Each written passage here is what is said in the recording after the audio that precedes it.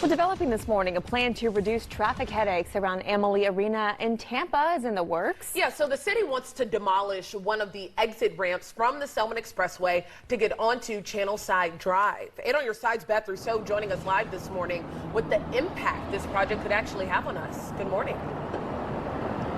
Hey, good morning. They're hoping it's going to have a big impact because, one, they want to cut down on the drive times on the Selmon Expressway. We know those can get really high. And two, they want to make it safer for people who are moving around down here near Amalie Arena. Looking at the ramp behind me, there are cones up there because they shut it down every time there's a major event at Amalie. Soon it's going to be demolished, so it won't be there at all. Drivers on the Selmon Expressway know the road can get slow, especially when it's an event day at Amalie Arena. When there's a game day and this ramp gets shut down, eastbound expressway drops down to about 7 miles per hour. And then even when you get off on Willow and onto Platte, that drops to about 3 miles an hour until game day clears. Greg Slater, CEO of the Tampa Hillsborough Expressway Authority, says the 6B exit ramp, which takes traffic onto Channelside Drive, causes congestion throughout the entire area.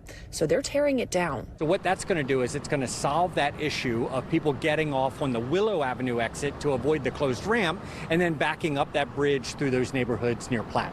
The $35 million project includes 3 parts: the demolition of the 6B exit ramp into downtown, construction of a new exit near the parking garage on Whiting Street, and the extension of Whiting Street to Meridian Avenue. The whole city has really grown up and densified around the expressway, so we want to make sure that we're managing our roadway in a way that we can be safe for the people that are surrounding us. So we want to put those ramps in places where there's not a lot of that pedestrian activity, slow that traffic down before it gets into these dense areas, and be a nice partner with the city.